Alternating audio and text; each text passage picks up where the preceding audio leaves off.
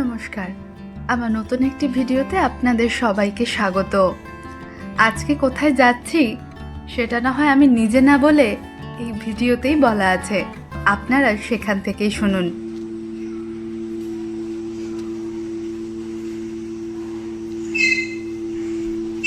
ঘুরতে নিয়ে যাবে? কোথায় খুশি কোথায়? বাইকে করে? বৃষ্টি পড়ছে তো। তাহলে গাড়ি নিয়ে চলো। গাড়ি নিয়ে যাবে? কোথায় যাবে? তুমি চালাবে? তুমি চালালে আমি যাবো। আমি একটুখানি চালাবো। একটুখানি না, একটুখানি চালালে তেল পুরোবে বেশি, বেকার। দেখা যাবে। তুমি যদি চালাও রাজি থাকো, আমি তাহলে যেতে রাজি। তুমি চালাবে তাহলে আমার কিছু মনে হবে না যে তেলটা পুড়োচ্ছে শুধু শুধু, কিছু কোনো কাজে লাগছে না। তুমি চালালে ঠিক আছে। একদম যাবে? ঠিক আছে, চলো। আজ হচ্ছে শনিবার, আর কালকে আমার কবিতার এক্সামও রয়েছে। তার আগের দিন আমার সব পড়া রেডি হয়ে যাওয়ার সত্ত্বেও আমার না মনটা ভীষণ খারাপ লাগছিল। কেন সেটা বুঝতে পারছিলাম না, মনের মধ্যে একটা অশান্তি হচ্ছিল। যদিও আমার সব পড়া কমপ্লিট হয়ে গিয়েছে, তাও জানি না কেন এরকম হচ্ছিল। শুধুমাত্র প্রজেক্টটা বাকি ছিল, তাও অল্প। সকাল থেকে শুরু করেছি, অর্ধেকটা তো শেষ হয়েই গিয়েছিল। স্কুল থেকে ফেরার পর সুমন যখন দেখলো আমি চুপচাপ বসে আছি, সেভাবে কথা বলছি না, নর্মালি একটা মানুষকে দেখলে বোঝা যায় তার মন খারাপ আছে না ভালো। আর ও তো আমার সব সময়ের সঙ্গী, তাই এটা বুঝতে ওর বেশিক্ষণ সময় লাগবে না। ও আমাকে টানা 1.5 ঘন্টা এটা জিজ্ঞাসা করেছে যে আমি কিছু চাইছি কি না বা আমার কি সমস্যা। তখনই আমি ওকে বললাম বেড়াতে যাব, জাস্ট একটু ঘুরতে যাব। আর যখন আমি কথাটা ওকে বলছি তখন বৃষ্টি পড়ছিল, তাই গাড়ি নিয়েই বেরিয়েছি আজকে। বিকেলবেলা কথা হলেও নিচে এসে কিছুক্ষণ কাজটা সেরে তারপর বেরিয়েছি সন্ধে সন্ধে করে, যাতে রাত্রের খাবারটা খেয়ে একেবারে বাড়ি ফিরতে পারি। আর সুমনের শর্ত তো শুনতেই পেলেন যে আমাকে গাড়ি চালাতে হবে, না হলে শুধু শুধু গাড়ির তেল নষ্ট করে ও কোথাও যাবে না। মানে ঘটনাটা এরকম তৈরি করেছে যে একটা ঢিলে 2 পাখি মারবে ও, ঘুরতেও নিয়ে যাবে আবার গাড়ি চালানো প্র্যাকটিসও করাবে আমাকে। এই ধাবাটা যে দিল্লি রোডের পাশেই সেটা তো দেখলেনি। চা খেয়ে চলে যাচ্ছিলাম এখান থেকে, হঠাৎ পেমেন্ট করতে এসে ওইখানেতে বিভিন্ন রকমের খাবার দেখে, মানে ওই পকোড়া টাইপস, সেগুলো দেখে আমাকে বললো চলো এগুলো কিছুক্ষণ বসে খেতে খেতে গল্প করি, তারপর অন্য জায়গায় যাব। যেখানে বসতে গিয়েছিলাম বৃষ্টির জন্য সেখানটা ভিজে গিয়েছিল, তাই কিছুক্ষণ অপেক্ষা করে তারপর আবার অন্য জায়গায় গিয়ে বসি। বেশ কয়েকবার জায়গা চেঞ্জ করেছি বৃষ্টিতে ভেজার জন্য। যাই হোক, পকোড়া টকোড়া খেয়ে সন্ধেটা গল্প করে কাটিয়ে এখন যাচ্ছি অন্য গন্তব্যে। মানে জানি না এখন কোথায় যাব, শুধু যাচ্ছি। আমাকে বলল তুমি চালাও, যেদিকে চোখ যাবে সেদিকেই যাবে। আর গাড়িতে বসে বসে এটাই ঠিক করছি যে আমরা কোথায় যাব। এরকম করতে করতে বেশ অনেকটা রাস্তায় আমরা চলে গিয়েছিলাম, প্রায় রাজহাটের কাছাকাছি।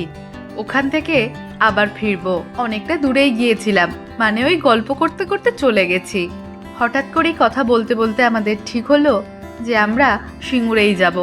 কারণ ইচ্ছেটা যদিও আমারই, আমার কোনো রেস্টুরেন্টে বা অন্য কোথাও খেতে গেলে এটা বারবার মনে হয় টাকা দিয়ে খাবো, যখন খাওয়ার পর যদি এরকম মনে হয় যে টাকাটা শুধু শুধু নষ্ট করলাম, তখন খুব খারাপ লাগে।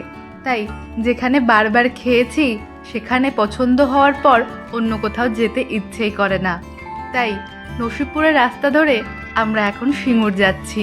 রাতও বেশ অনেকটাই হয়ে গিয়েছিল, আর আমার অনেকক্ষণ থেকেই চালাতে যে ইচ্ছে করছে না গাড়িটা, সেটা বারবার ওকে বলছিলাম। তাই কিছুক্ষণ আগেই ও গাড়িটা আমার থেকে নিয়েছে।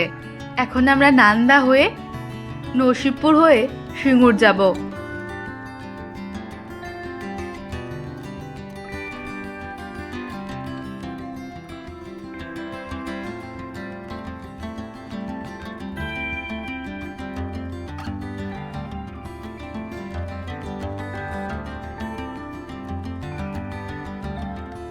আর এরই মধ্যে গাড়িতে আস্তে আস্তে আমাদের এটা ঠিক করা হচ্ছিল যে আমরা এখানে এসে কি খাবো। যদিও সেটা আমরা বাড়ি থেকে ঠিক করে বেরোইনি যে কোথায় যাব কি খাবো, তাই রাস্তাতেই ঠিক করছিলাম। গাড়ি পার্কিংয়ের একটু অসুবিধা তো এখানে হয়ই, কিন্তু খাবার দাবারটা ভালো লাগে বলে বারবার এখানে আসি। এসেই জিজ্ঞাসা করেছিলাম ওর আর আমার পছন্দের বিরিয়ানি রয়েছে কিনা। এখানে বিরিয়ানিটা বেশ ভালোই করে, দাম একটু বেশি নেয় ঠিকই, কিন্তু টেস্টটা বেশ ভালো লাগে আমাদের। কিন্তু ওটা ছিল না, প্রত্যেকবারই সেরকমই হয়, আগে থেকে বলে না রাখলে বিরিয়ানি এখানে এসে পাওয়া যায় না। কিন্তু এই রেস্টুরেন্টে সব থেকে বেশি যেটা আমার ভালো লাগে সেটা হলো এখানের চাউমিন। আমি কিছু খাই আর না খাই, অপশান যাই থাকুক না কেন, আমার আগে পছন্দ হয় এই চাউমিনটাই। আর সন্ধেবেলা যা খাওয়া দাওয়া করেছি তাতে পেট ভরেই গিয়েছিল, তাই একটাতেই আমাদের দুজনের হয়ে গিয়েছে। এখন আমরা রয়েছি দুর্গাপুর রোডের কাছে। খাওয়া দাওয়ার পরেও বেশ কিছুক্ষণ ঘুরতে আমার ইচ্ছে করছিল, তাই দুর্গাপুর রোড ধরে যাব ঠিক করেছিলাম। কিন্তু সিঙ্গুর মোড়ে, মানে যেখান থেকে দুর্গাপুর রোডটা ডান দিক থেকে নিলেই শুরু হবে, সেখানে দেখলাম একটা অ্যাক্সিডেন্ট হয়েছে, আর পুলিশও সেদিনকে ছিল না। তাই সুমন আমাকে রেখে ও নিজেই দেখতে গিয়েছিল। তারপর সবাই বলল ওরা নাকি বন্ধু, কিভাবে হয়েছে সেটা তো ওরা কিছু বললো না, বলতে চাইছিল না। তাই সুমনও চলে এলো। আমরা কিছু দূর এখন ঘুরতে বেরিয়েছি, কিন্তু এখানেও বেশ একটা বড় সমস্যা হয়েছে। এই দুর্গাপুর রোডটা এখন 3 লেন হয়ে গিয়েছে। 3 লেন হয়ে যাওয়ার জন্য এখন ইউটার্নগুলো বন্ধ করে দিয়েছে, আর সাবওয়েগুলো রয়েছে অনেকটা দূরে দূরে।